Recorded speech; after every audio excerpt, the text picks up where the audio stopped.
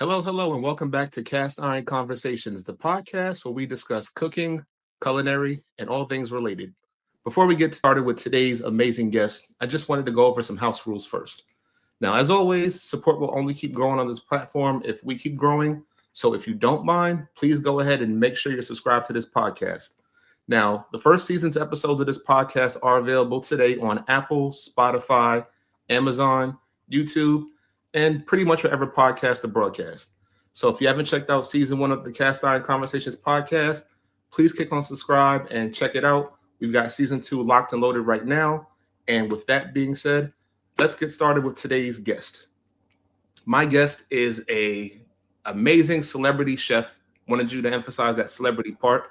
A social media sensation, a wonderful cook. She wows, she razzles and dazzles with her colorful, vibrant, and just like it says in her username, pretty ass recipes. Cast Iron Conversations family, it gives me great pleasure to introduce to you the one and only Chef Ray, aka Pretty Girls Eat Too. Thanks for What's joining us on the going podcast today. on? What's up? What's up? Glad to have you on the podcast, and thank you so much for having the time to speak with our audience today. How are you doing today? Oh, I'm great. Thanks for having me. I'm always a pleasure. So, just to give a little bit of background for those of us who may not know you, just tell us a little bit about yourself, how you got started as a chef, and just a little bit about your journey. So pretty much I am just a regular girl from New York. I've been cooking since I was like a literal child. I have a project from pre-K, they do like those like what do you want to be when you grow up? And mine like said chef on it. Like I wrote chef on it. So it's like I've always loved food. Both of my parents, they cook, but not professionally. They just can really like cook their ass off. So I just loved being in the kitchen from being a child. And then both my parents, they worked pretty long hours growing up. So I used to feed my little brother all kind of concoctions and stuff that I would make in the kitchen. And then that kind of just went to high school. I actually helped, my high school didn't have a home ec class. And during my last year of high school, they did. And I helped them teach their home ec class. So I taught everybody how to make chicken Alfredo. So I've always, always, always loved food. And I ended up going to culinary school shortly after I graduated high school. And unfortunately, I didn't get to finish because the school was a scam. But that didn't stop me. That was 12 years ago. Still going strong, still cooking. I just always love food. So that's how I ended up here. So, what part of New York did you grow up in? I grew up in Long Island. Oh, I mean, you're still cool in my book. No, I'm kidding. See, I grew up in Listen, Brooklyn, so we got a love hate relationship with people from Long Island. definitely. My whole family, well, the majority of them live in Bed-Stuy. So Mhm. spent playing my grandmother and my uncle. Honestly, they all still live over there. So every holiday, they almost tried to send me over there for school after I got into a little trouble in my high school because I was little, rambunctious one. And then they realized that probably wasn't a good idea either. So then they decided not to send me to high school in Brooklyn. So So, being that you grew up in New York, how would you say that influenced your style of cooking? definitely, there's a little bit of everybody in New York. Like if you've ever been to New York, you know this. So there's honestly just you can find whatever food you want or you like at any given time of the day and it's going to be bomb. So with all those kind of cultures just in your face, you're bound to, have a more open palate than maybe somebody that lives in Idaho, you know. Yeah, no, I definitely do agree. And I feel like, at least from my personal experience, that's what makes a lot of your recipes stand out. It makes me a fan of your content. You're not like most, I'm not trying to knock anybody who's on social media if they hear this, but you're not like most chefs who make like, the basic recipes. Like you try to add some variety. You add a little bit of, oh, let's make egg rolls or let's make something with salmon to the more Michelin star level type of meals. And that's what I really feel like makes your content stand out. But what do you feel inspires you to cook?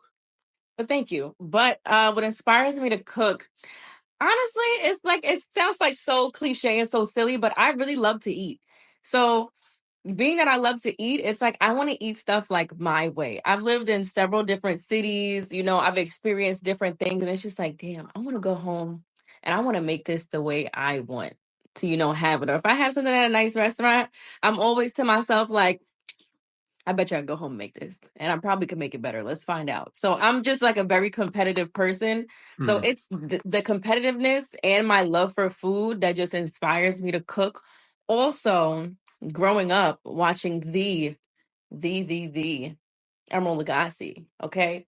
He his charisma and his culinary skill just combined is like I wanted to be that man growing up. Like I literally wanted to like be in his skin. So just him, just the way that he is and the way that he moves, it's like I used to get ass whoopings as a kid because I'm running around the house screaming bam. Bam. Like I just love it. I love it. Like everything about that. So like the way that he would just like, walk around on his show, feed people, like, like that like smooth talking kind of thing. Like that's like my thing. So it's like if I can feed somebody or if I can make something, because this is like online at this point now, social media. If I can make something and like convey it in a way that's kind of charismatic and it looks good, it's like I'm Emerald 2.0. I'm Esmeralda, if you ask me. Esmeralda. I like that. And speaking of Emerald, I know it must have felt great because I saw that he actually gave you a shout out for Thanksgiving the Oh, other day. That must have had to made your day. listen. Let me tell you, I screamed. Okay, I screamed. I sent it to my mother Hmm. because I told you the ass whoopings, and I was like, "Look, ma, It was worth it. it was for a reason. He knows I exist now. All is well. My life is complete. Like it's okay now. Everything is fine. If something was not okay at that moment, it was fine. Like, ugh, So I would think the only thing that could make that moment even better is if Emerald reached out to you and said, "Hey, would you like to do a collaboration?" I kid you not. Like that is probably the only person on the face of this earth that I would like internally fangirl about. Like if I met him, I would need like a little moment of privacy to go scream in the corner a little bit Hmm. for sure. And one of my good friends, she met him. She did a cooking collaboration with him, made a video. And when I saw it, my jaw was on the floor. And I was like, do you even know what you like just experienced? Like, she's like, oh my God, he's so nice. I'm like, yeah, I get that. But do Yeah. you understand what just happened to you?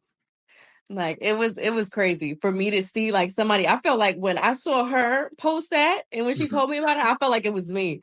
I love that man so much. Well, we're gonna speak it into existence for 2025. You and Emerald Lagasse collaboration, Sounds good to me. and you finally get to say "bam" in front of him too, and What? then you can send that to your mom. Like, see, all the ass whoopings are worth it. You know what I mean? Love it. She's definitely regretting those ass whoopings now because I'm like, look, he knows I exist. If she's anything like my mom, she'd be like, "You know what? I gave you them whippings for a reason because I knew that would Yeah, happen." They'll try to find some way to absolutely. twist it. Absolutely. It was good for you. Okay, thank you. Now, a lot of us as content creators and foodies and chefs kind of got our start during the pandemic. When did you get your start becoming a content creator? So I created Pretty Girls Eat 2 in 2018. Hmm. Now, a little pre pandemic days. So what it was, Pretty Girls Eat 2 came about because I would be on the road a lot. I was into real estate very, very heavy. So I would, buy properties in Pennsylvania and I'm like going upstate and I'm like going here, here, here. I'm chasing the money. Okay. And what do you do when you're out of town on the road? You go out to eat. I was a Yelper, super Yelper. And then I decided to create a blog also telling people about all the great food that they can get everywhere. And my dad actually came up with the name Pretty Girls Eat Too because I would always take photos of me out at these restaurants just because I'm a girl and that's just kind of what we do. So, um, when that happened, like I said, I've been cooking very long time. I used to cook for all my friends in high school. Like everybody knows me, like from where I'm from, that I can cook. So everybody's like, yeah, like I would post photos of my food, but never the recipes. And people were like, where's the recipe? How'd you make this? Da da da da da. So I got the bright idea because I love a good coin. I love a dollar. I was selling dollar recipes on my website. Hmm. And it went from there. Mind you, Reels didn't come out until 2022, 2021. I want to say Reels Yeah. came out. So now in the pandemic, I'm selling plates out of my house. I got injured at work and I broke my toe. So I was home for quite a bit and I was selling plates.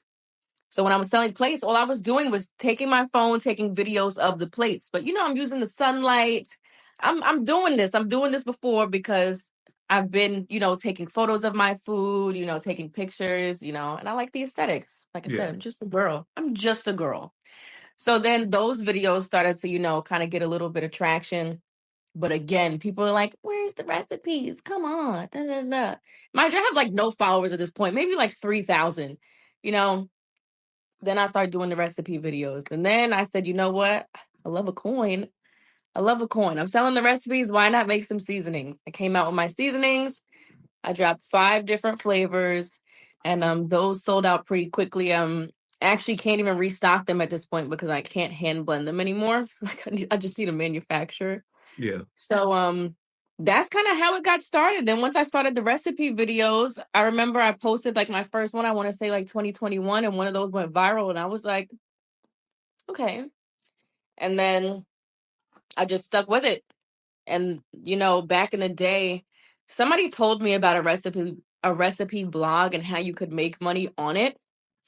But I didn't really understand like the whole SEO and the ad hosting and da da da da da. But this year, good friend of mine, she sat me down and she's like, you need to be doing this. And with my background in tech, I built my website from scratch, and here I am now, recipe videos, recipes on the blog, recipes everywhere. That's it. Yeah, so a couple of takeaways from that. First of all, amazing that you're able to do so much, and it's always great to have that mentality to chase the money. I know some people tell you, money isn't everything, but growing up in New York, you have to be somebody to chase the money. There's always opportunity. We're go-getters, we're hustlers. That's just what we do.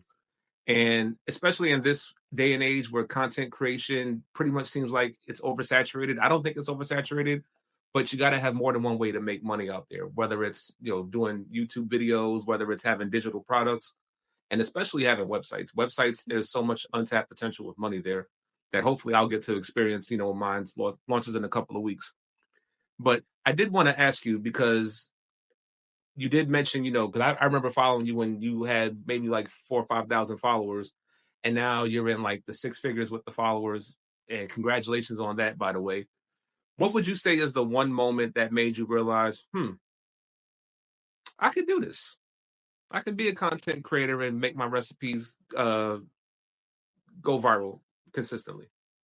It honestly came when I was selling the plates, like when I was strictly just posting videos of the food, because I realized, like I said, I'm all about the money. So I realized I'm posting this, plate, and I really ran it like a restaurant. I would open at the same time every day. I would have, the same menu on Monday, same menu on Tuesday. Like I had it going. It was Wing Wednesday, Taco Tuesday, Hmm. and I would post these things. And I realized that people from like far away, people I didn't even know, were like hitting me up to buy food I was making. You would have thought I was doing something illegal. And you remember, this is the pandemic in New York. Everybody had that extra $600 a week, Hmm. and whatever else was going on. But I was like, social media is something. Social media is definitely like you could make money off of anything on social media. So that was kind of like the aha moment. Like once I realized, like people were getting mad at me because I had so many cars lined up on my block to like take food outside, and I was like, social media did this. So now you're in. Are you in Miami now? Still, or are you back in New York? No, I'm in Miami still until May. Then I'll be back in New York. So how does that transition work for you as far as going from, the busy New York City? I mean, Miami does have a sense of busyness, but it's not like New York. Do you see there's like a difference in terms of the foodie culture there or just the culture in general? Listen, if anybody's watching from Miami, I'm so sorry to tell you, your food scene is terrible. Your Really? food scene is lacking tremendously in comparison to New York. Like I said in the beginning, New York, you can get whatever you want, whenever you want. And, more than likely, it's going to be bomb. Everything down here is fusion. You have an Asian fusion, an Italian fusion, something, and it's always fused with Japanese at the end of the day. How many dumplings am I going to eat? I don't want a chicken parmesan dumpling. I'm sorry, I don't. So that's like what I feel like is here now. That's Miami, and also the Hispanic food. You get some great Hispanic food, but like that's as far as it's going. However, I will give props to Broward because Broward, you go a little north, and there's Caribbeans there. Then we tap into my people. Hmm. That's what I like. There's oxtail everywhere. There's Haitian food. There's a lot of Bahamian food. So for me, Miami food scene, not really a fan. Broward, I like it way more. You get more of like that real kind of feel. It's way more Caribbean like, but either way, nothing like New York. Sorry to say for anybody who's, from the South Florida, but Yeah, I'm sure they won't get offended, but I definitely agree with you. For me, Caribbean food is my weakness, especially growing up in Brooklyn. Oh my God, Jamaican food, Trinidadian food, Haitian food, and then to move to Delaware, and this the best thing they got here is hamburgers and fries. yeah, I don't care for Delaware. weird. Yeah, Mm-mm. I completely agree with you. I spent a little time in Delaware, and the food was, to say the least, lacking as well. yeah, they don't. Unfortunately, they don't welcome diversity and culture when it comes to food here as much as New York does.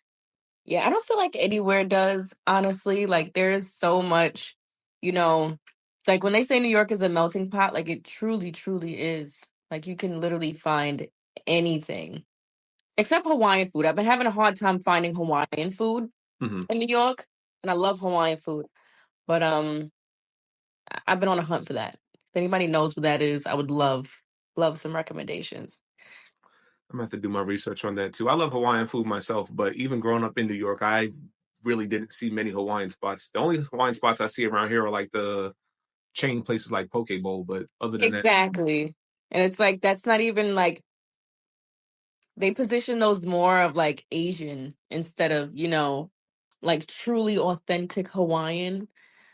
But I that I need. If I could find Hawaiian food in New York, I can confidently say there's every single kind of food because there's literally everything there. so let's talk about a subject that I'm pretty sure every content creator loves and hates to talk about, and that's brands. Now, from just speaking with you in general, I know you are somebody who, once you tell a brand, this is what I'm worth, this is what I should be paid, you don't change and you don't budge on it. But there are some creators who, from my experience I'm talking to, they have a little bit of issue giving pushback or even a fear of giving pushback. How do you deal with brands that give you that kind of pushback? Do you feel like your background kind of gives a little bit of help with that, or is it something else that gives that push? Definitely my background again, just being from New York in general, we kind of are like, more of the no nonsense kind of Mhm. people. Also, I'm just a business person in general. Like I've owned, different kind of businesses. I've worked in different fields, and I kind of understand just the sales aspect of, certain things. Somebody's selling something, somebody wants a deal. Nobody wants to spend, even if it's not their own money. These brand reps, it's their job to kind of just talk you down. That doesn't mean you have to go for it. Mhm. You can simply tell somebody, hey, this is my price. Oh, we don't have the budget. Okay, no problem. When you do, I'm more than happy to speak to you. Have a great day. There's no reason for you to, lessen your worth unless, and now here's the only exception. If you are throwing numbers out there that you didn't do your due diligence on researching on why you should be charging a certain price, then that's a little different. You know, Everybody thinks that they're worth, all the money in the world. However, realistically, and like you said earlier, it's kind of saturated this market. And that doesn't mean that we have to lower our prices. It just means that you have to, show your value. When you have these prices, you can be worth that price, no problem. You can be worth that and more, but it just needs to hold its value because there are people out here that will take, peanuts or that will take deals for free or do things just because that they want to say that they're, working with a brand that such and such work with, or they're working with a big name brand. And it's like, these brands have the money. Like Hmm. you don't have to take anything. I understand, listen, some people look at it like, well, I'm making X amount of dollars for just posting like a 30-second video. And then there's people like me who are like, that 30-second video took hours of preparation. You have to spend money for groceries. Look at that. You have to spend money for groceries. You have to, film. You have to get the right shot. You have to edit. You have to voice over. You have to post. You have to communicate with the brand. Sometimes these brands have terrible communication. Like there's so much that go into it that your price should be your price for a reason. Don't just ask somebody else what they're charging and then, bandwagon on them. They might charge for a reason. Or even worse, they might not even know why they're charging that price. They just think that they should be charging that price.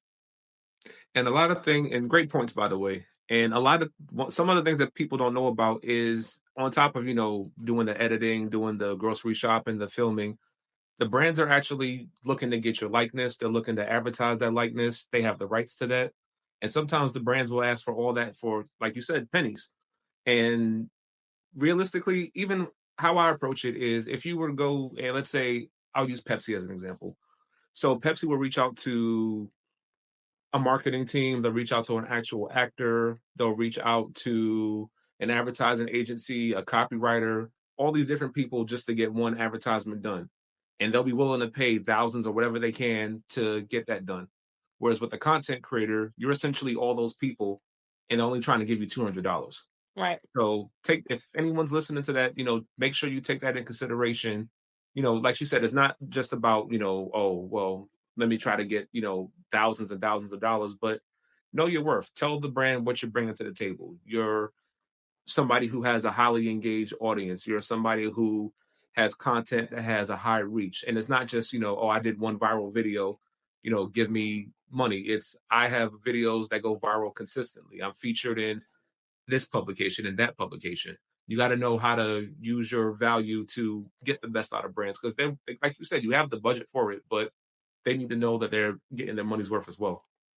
Right. And one thing I want to bring to people's attention that some people might not know, when these third party you know, companies hit you up, there's several of them, but they work with several brands, and we can, use Pepsi for example, since you already brought them up. Hmm. Pepsi will allocate, let's say, $20,000 to this specific company, this PR company, to get whatever content done. They're going to try to get the most content out of that. So if they can stretch $200 across however many creators to make that $20,000 stretch, they will, instead of paying one valuable, you know, content creator 5, 10, 15, or maybe even the whole 20. Hmm. This is what they do. Like that's their job. So some people don't understand that. It's like, oh, such and such reached out to me. No, that third party company reached out to you on behalf of them. Half of the time, like Pepsi wouldn't even know what was going on because they've signed a contract with this company and have given them, the rights to, try to create brand deals upon their behalf.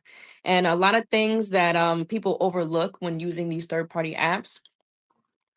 Sometimes when you sign, agreements on those third party apps, Hmm. they own the rights to your content perpetually.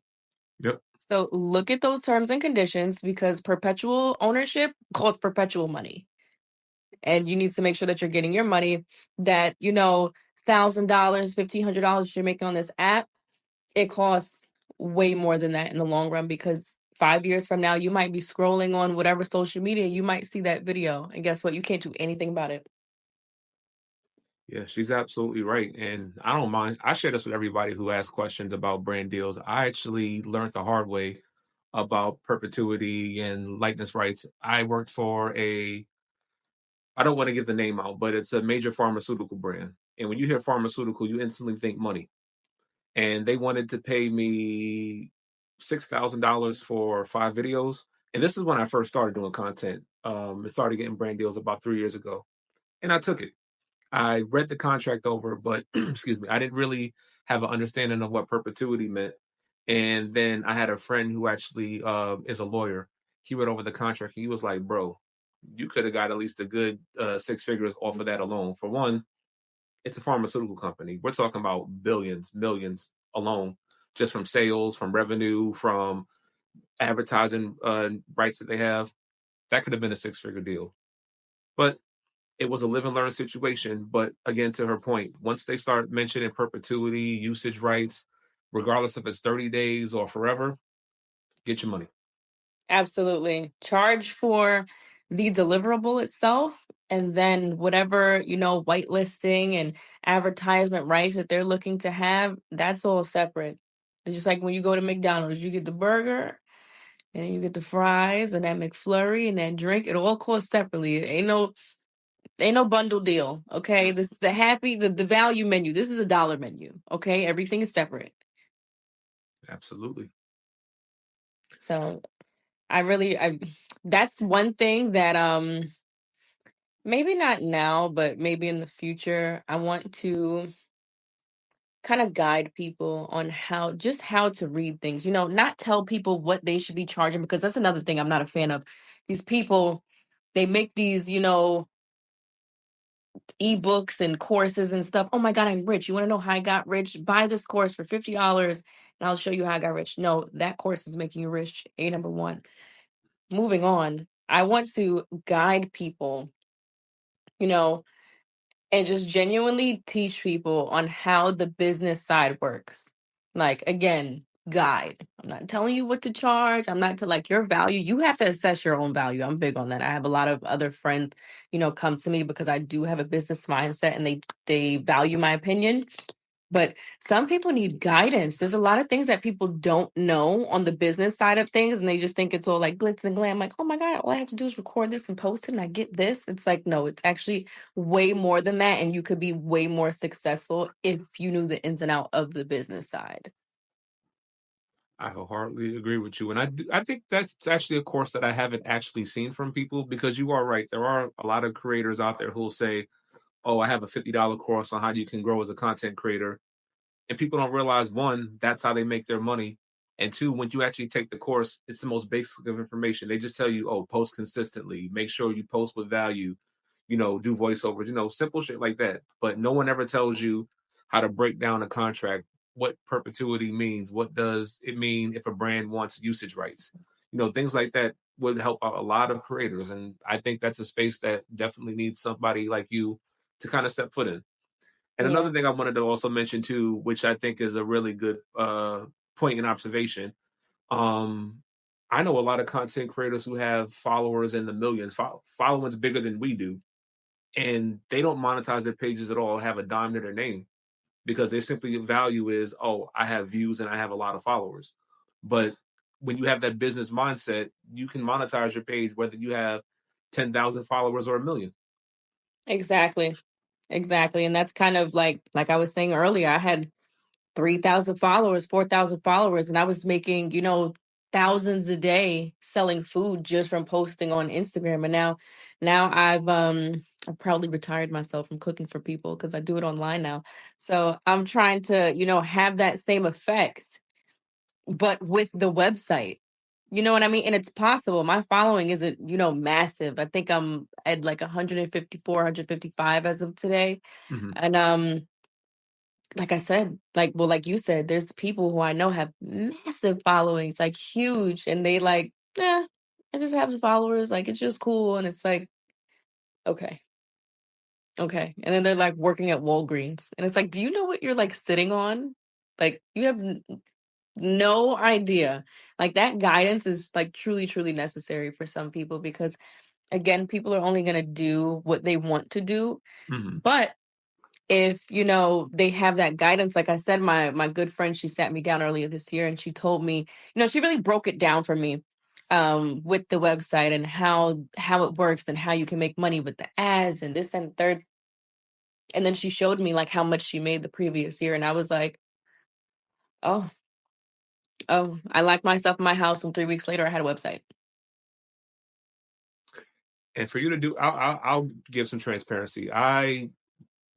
Even though I come from a tech background, I know nothing about building websites. And I purchased my domain back in, I want to say June or July. I purchased the domain. I hired somebody to actually put the website together, and they finished about September-ish. So really, all I had to do was put in the the recipes, do the SEO and all that stuff, and then launch the website. But for you to do that in 3 weeks, one, that just shows how dedicated you are to growing and to getting yourself out there. And two, there's just so much money out there that people don't, like you said, they're just sleeping on right now. Like I said, I've known people who actually come to me who have like 10 times the followers that I do, and they'll ask me, how is it that you're making money and this is your level of following? And I'm like, I have multiple ways that I monetize my pages aside from, the brand deals, aside from digital products. I also do what you do as far as like you mentioned before about helping creators understand contracts and stuff like that. I actually help some content creators grow their businesses, and they pay me on a monthly basis, to edit their videos, to help come up with like simple things like captions that they can't think of.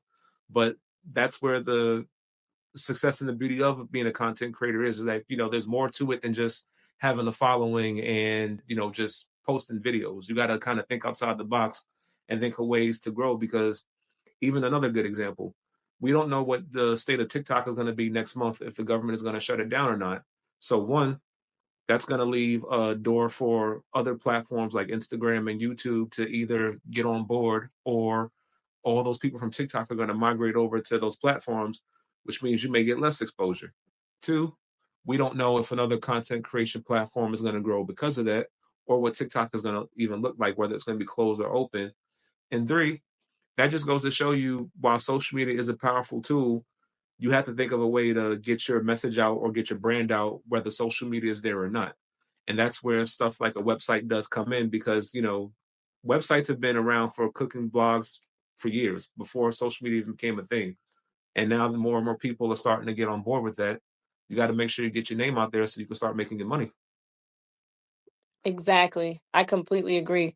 I'm super like doing like a deep dive on SEO, and I've actually ranked number one, number two, three on a few of my recipes, and my website has only been launched since March.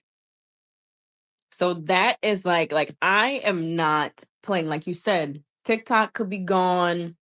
Instagram, what if they have another glitch? There's been several times where Instagram has been down for like a day or two. Like people who are, you know, even like us, because, these automation apps have really taken a front seat this year. And for Instagram especially, they're helping a lot of us drive traffic to our website. So it's like, even if something like that, like a mini chat, was to disappear, everybody would have to go back to, just that authentic people just clicking the link in your bio. So even that alone, like the technology is cool for social media, but like you said, you have to try to like get outside of that as well, because it could all be gone. Honestly, it could all be gone. Nobody knows what's gonna happen. The same thing that happened to TikTok, something similar could happen to Instagram, or Instagram is Facebook, and then all these apps are kind of intertwined. Lemonade is TikTok, so people that utilize Lemonade, if TikTok goes away, they're hand in hand. Mm-hmm. And I'm starting to get traffic to my blog as well from Lemonade. So it's like, and TikTok really doesn't integrate with those automation apps, but people will click on the link in your bio on TikTok. So it's like I do receive, traffic. So it's like that little bit of traffic I have to account for in case, in a month TikTok does go under. So It's all about strategizing. yeah, you gotta like that whole like, everybody's like, yeah, you gotta have 7 streams of income. For us, it's kind of like you have to have 7 avenues to try to drive, traffic to your website, or you got to monetize some other way. Like you have to figure out stuff. And then brand deals are not consistent. You could have, close 3 brand deals in a month, and then you might not have any for the next 3 months. So you definitely have to work accordingly with that as well. Like banking on brand deals, I mean, unless you're getting astronomical numbers that can suffice your lifestyle for the year, it's like okay. But if you're getting, a couple grand here, four figures here and there, it's not gonna happen. You can't live off of that for the year. Mm-hmm. Absolutely. And just to kind of give some perspective on how much you can make with just having a blog, I forgot her name. I want to say her name is Midwestern Foodie. Woo, Yeah, that's that's the my name. girl. She only has 12,000 followers on Instagram, but she makes six figures within a quarter Let me just off explain her blog something. alone. A quarter. And That is she shares a what you call her income report almost every quarter. When I see her report, I'm like, you make more money than I do in a year in like 4 or 5 months. That's inspiring. And this is just off of a blog. yeah. When I came across her profile for the first time, I was floored. I looked at her report. I literally she's the only person on social media. I can't even say Instagram because she doesn't have a large Instagram following. She's the only person on social media who I study. Like she's literally the goal. Just because she's so transparent and like you said, this girl's making $100,000 in a quarter. She just posted her. This is how you know I'm really like watching this lady. Mhm. $36,000 from Pinterest alone in the month of November. I just bought her literally yesterday. Just bought. She has a template on how she formats her Pinterest and what she does. I don't understand Pinterest for the life of me for some reason. Like I can understand anything else. Pinterest and LinkedIn, it doesn't compute in my head. I literally just purchased her template for Pinterest and I've been in it since last night. I literally love her. I could rave about this lady forever. She's doing her thing. Much respect. Like she's phenomenal. Yeah, I think I'm gonna have to get her Pinterest ebook too, because I don't understand Pinterest myself. I just discovered that there was a feature that you could automatically take your posts from Instagram and Hmm. post them on Pinterest. But even so, like the way it automatically does it, it doesn't look as aesthetically pleasing as I want to make it. No, you So, have to kind of go in and redirect the link and organize the boards the way that you want to. So it's a good tool just for that automation, but in order for the organizational aspect of it, you still have to go in and manually do stuff. So yeah, but that, and it's crazy because we were just talking about ebooks and people bamboozling people about the contents of their ebooks. Great stuff in there. Great stuff. It definitely is a great buy. yeah. And I It was love her. worth it was worth the $47. Yeah, and I've seen people pay that kind of money and get absolutely nothing from it. So I would definitely purchase that. And the one thing I love about her also too that you also mentioned is that she's transparent. I completely understand that there are some creators who kind of have to gatekeep certain things, but she's willing to show you like, hey, I'm making all this money. I'm not afraid to show you how to make it yourself too, because it's not going to stop her from making that six figures. If anything, that's another source of income that she has to strategize to other people. Hey, this is how I did it with Pinterest. This is how I did it with my blog, and she'll make money off of that too. So Hmm. Yep, she does one-on-one coaching. Like she's like actually like very like transparent. I really like her, like the brand itself. I like the way that she just operates. Like everything about the way that she presents herself online. I'm very much a fan of what she does. She's like, when I tell you that is the only person on this internet that I've found that I will like, if I see her post, we gotta hmm, stop. We gotta stop. I need to see what this is about because mhm. she's on fire. I love everything that she does. Yeah, same. So what would you say would be one of your short term and one of your long term goals as a content creator?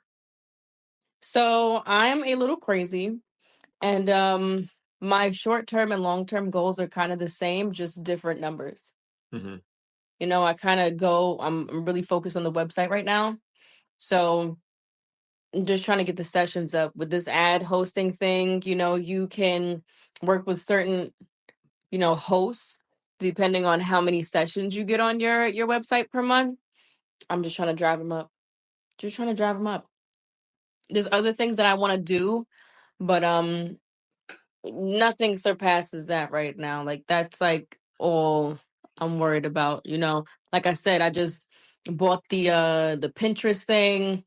I'm like doing a super deep dive on that because apparently for food blogs, it's Pinterest is a great tool, more than Instagram in some cases. So that's like short term, long term, just different numbers. I need all of the sessions. I need everybody clicking. I need everybody looking at my recipes. And honestly, um, I wouldn't even say like I would say like grow my following, but that's not even the term I'm more looking for. I would just say, you know, have more brand awareness long term. You know, because the follower count, that's like, okay, you know, it looks nice. You know, having followers, all you need is one viral video and you'll go up 40,000 followers in a day. So that's, you know, neither here nor there. It's more like having the right partnerships and, you know, knocking certain things down in that aspect. So that's more of like a long term for me. I can't really say like, I'm going to have 200,000 followers by the end of next year. That's not really like something that I look at nowadays. Maybe like 2 years ago, I would say that, but now, no. Yeah. No, I agree with you. Especially when it comes to the follower part, because I myself, even though I have about 126,000 followers myself, I don't really care about the follower count. Like it's gonna grow, it's gonna stop at some points. What's important for me is one, building that community because like we said earlier, you can have 120,000 followers, you can have 1 million followers, but someone with 120 followers could have a bigger community and a bigger level of support than someone with that million. And also, I mean, honestly, as much as I love social media, if I were able to get the numbers that Midwest Foodie had on a blog and a Pinterest, I could give a shit less about posting a video on Instagram. Just drop the traffic to my website and I'll be perfectly fine. Right. She doesn't even do video recipes if I'm not mistaken. No, Like I think, she's more focused on photography, yeah, which is amazing. Like, you know, I mean, the videos, not that the photography isn't a lot of work because the editing those photos and getting the right shot is insane in itself. I'm trying to get more into that. But the videos, it's like, especially if, you know, like how we do our videos, the video style that we do, we're in the videos. yeah. So it's a lot. It's like you got to get ready to film. You got to film. After you film, then you have to edit. Da, da, da. If I was just doing photography, I make 15 dishes a day. Line them up. Let's go. Get the camera. So she's like, she's on fire. I completely agree. If social media didn't have to be a thing, I'm out. It'll be a whole lot easier to just cook the recipe, get your pretty shots up, take the photos, and that's it, as opposed to having to film 30,000 different angles, making sure that, the food is hot enough to do a cheese pull or whatever. I'd give all that up personally, just to Oh less man, stress. I've purchased so much cheese in the last year. I don't even want to think about it. That's how I feel about oxtail. Like, no offense to anybody who like oxtail, but if I see one more damn oxtail pot pie or pizza, like do something different. Like it's too much. That's why it's so expensive now. It is. I can't even get oxtail for Thanksgiving because it's like $12 a pound, and they only give you like the little small ones to kind of compensate it. Yep, I almost bought oxtail today, and then I saw 14.99 a pound. I put that pack right down and got me some good old beef shank because it'll take, you know, it'll still be tender, but guess Hmm. what? I'm not doing it. Not me. I just hope they don't do it to short rib. I actually prefer a short rib over oxtail, and if they raise the price on short rib, I don't know what I'm gonna do. Yeah, that'll be a sad day because short ribs are already kind of up there. Yeah. So one question I wanted to ask you also, you're a small business owner, you're a chef, you're a content creator. For the average person, that can seem like a lot. Then you have to tackle on posting content, editing, writing website recipes. How are you able to manage it all without feeling like you're losing your mind? You gotta love it. You gotta love it. Like seriously. If you don't, it's gonna seem like a job. And it's like, although it is, because now I am making, you know, decent, decent dollars, from doing this, Hmm. it's still not a job. Like I would pick this over all those long days I used to work in the restaurants, and I would pick it over anything, honestly. You really have to love it, like writing the recipe. I hated writing down recipes like before, but now it's like I have this website where anybody in the world can go look at my recipe, save it, and recreate it. Like that in itself is enough for me. Like it's enough. That that tops everything. I'm like, I'm okay. Just to when somebody reposts my recipe, oh, dinner tonight, pretty girls eat two recipe. Like that makes me feel like, really? Like you thought my shit looked good enough that you went on there on my website, saved my recipe, and made it for you and your family. Like Thanksgiving, like I was so like floored just seeing people repost my recipes and people DMing me and looking at the sessions on Google just go up in real time. I was like, there's thousands of people on my website right now and they're all cooking my recipes for their family. Like that, no burnout experienced when like the burnout is so minimal compared to that feeling that it's all okay. And isn't that just the best feeling to just know that someone else is like inspired by what you're cooking? Like I know it What? may seem like, oh, we're not influencers because we honestly think of ourselves as just everyday people, but the reality is there are people out there who either don't know how to cook, who have a hard time cooking, or maybe they're seasoned cooks and they want to try something different. And just to get the notification that, oh, so and so actually made your recipe, that means the world to me. Such a beautiful feeling. Yeah, it's definitely like one like no other. The only thing I can't get used to yet, and I'm not quite a fan of, I've been having way more people come up to me in person. Now that I just can't. Because, like you said, we all feel like regular, everyday people. So when somebody comes up to me, I'm like, I ain't know what you come up to me for. I ain't nobody. What you coming up to me for? Like, like it is not that. In my head, I'm like, it's not that serious. But like you said, somebody might not know how to cook, and like, me helping them cook this, or like, who knows the memories that they had at the dinner table with their families while eating one of our recipes. It's like little stuff like that that matters to people, and I'm looking like, I ain't nobody, get out of here, like and it's just that part I can't get used to, but everything else is like, this makes it all worth it. Like seriously, there's no better feeling. I would definitely take all the work. I'd mess up a dish. I'll test a dish 3 4 times, write the recipe, post it, like all for that feeling for sure. Yeah, definitely. I think I shared the story with you. Yeah, I don't mind sharing it to my audience also. But when my wife and I went to Miami back in October for our anniversary, we was actually at what was the name of that club that we went to? Club Space. And we were dancing, having a good time. And then this guy comes behind me, taps me on the shoulder. And me being a New Yorker, I'm on guard. I'm like, fuck you want? And he's like, "Oh, bro, man, aren't you cooking with Pat Lee?" And I went from being on guard to like, "Yeah, I am. How you doing?" And then he showed me his phone. He's like, "Yo, bro, I follow your page. Like, I made your pasta recipes before." And my wife always jokes around with me because every time I go out, in Delaware or go to Philly or whatever, and people like pull me aside and like say they recognize me, I get a little bit of egotistical, just for jokes. But to go all the way to Miami and have somebody experience that, like in all seriousness, it just means a lot. It just shows.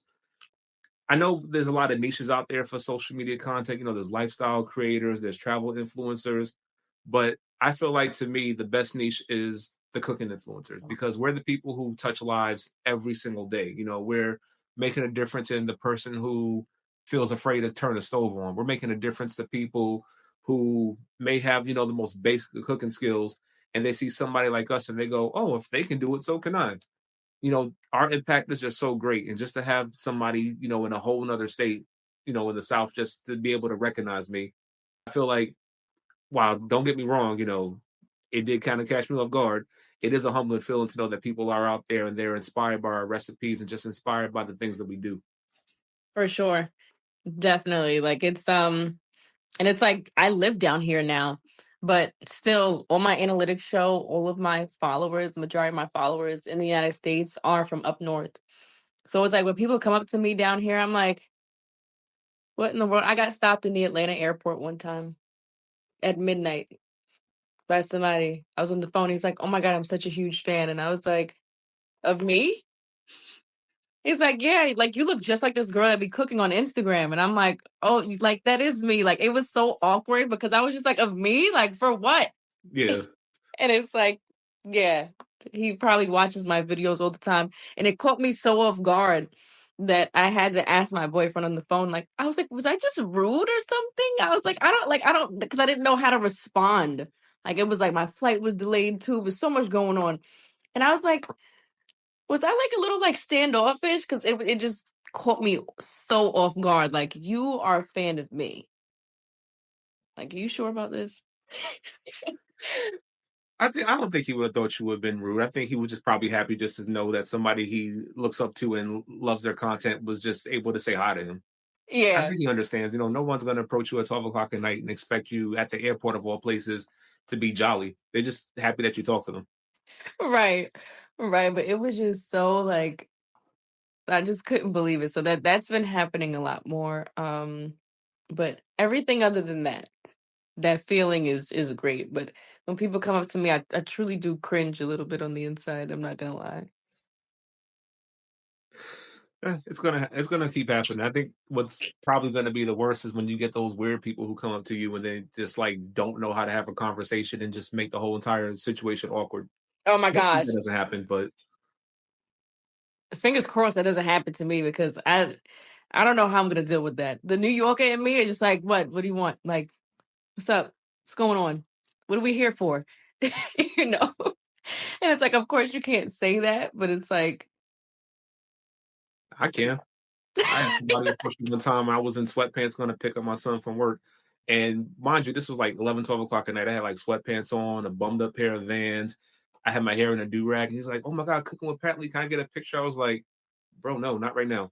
But you know what I'll do? I followed him on Instagram and said, "Hey, if you're ever in the area again, I'll take a picture of you again." I just wasn't looking my best, but I have no problem saying no to people. I think probably because I don't know, I'm not an intimidating person in real life, but people see me and they go, "Damn, you're tall," and then they kind of get afraid. But that's not my personality at all. But sometimes I use that to my advantage. So mm, that is hilarious. people are weirdos out here. Sometimes you got to protect yourself. Absolutely. So Absolutely. before we wrap up this amazing conversation, do you have any words of encouragement you would like to provide for someone who, let's say, is listening to this and wants to become a social media influencer or a chef? Oh yeah. I mean, if you want to become a chef, I want to say school is not necessary. It teaches you kind of like the classic fundamentals, not necessary. Don't feel bad if you don't have the money or you can't find the time to do it. Like cook, go work in a restaurant. I guarantee you, you'll learn more working in a restaurant than you ever will in those four walls of a classroom. And anything, Google is free. Google is free. So don't feel discouraged if you can't, necessarily get to school. And this is coming from somebody who did go to school. Um, Social media, post it. Post it. If you think it's cringe, who cares? Post it. Somebody's gonna like it. I scroll on TikTok all day long. I see the most cringe things and they have millions and millions of likes. And guess what? They're making money on those views. So get your coin, post that content. Some of my most viral videos, most popular videos, is stuff I didn't even want to post. I'm like, I don't really like the way this looks. Next thing you know, millions of views. It's like, okay, I guess everybody likes it. So who cares? It's not about you. Honestly, when you're making content, it's not about you. It's about your audience because are you watching it all day? Or do you want everybody else to watch it all day? Think about, what everybody else wants to see and don't just follow the trends. Following the trends is only a short-lived thing. You might get, your little views for the day or the week and They're gonna forget about you. Do something that stands out for sure.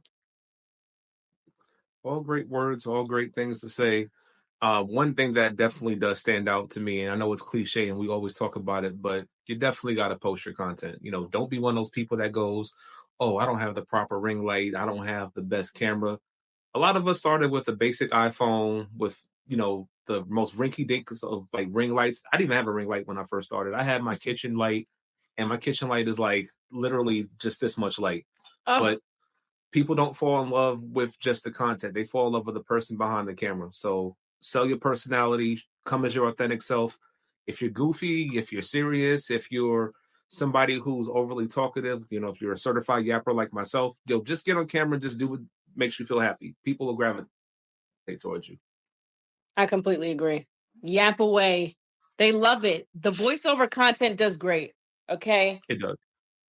So do what you do, yap away, post the content. That's it. Yeah.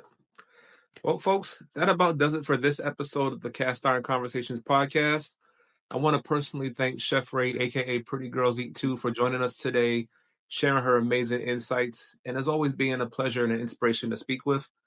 I tell this to all my guests, but I'm pretty sure this goes without saying. But once you get on this podcast, you're practically family. So if you ever want to come back and talk and chat, you're more than welcome to do so. I'm happy to do so. And thank you again for having me. It's been a pleasure. And we'll talk soon. Yeah, most definitely. And likewise, please, please, please, please, please go ahead and check her platform and her social media pages and her website. I'll make sure to have all that helpful information in the description of this episode. And with that being said, as I've said since the first season of this podcast is meant for you lovely people out there listening. And without your support, people like us wouldn't have these platforms to share it with. So as long as you're willing to pull up a seat, I'll always have room for you at the chef's table. On behalf of the Cast Iron Conversations family and Chef Ray, this is Chef Pat Lee saying so long, much love, and until the next time we feast, peace.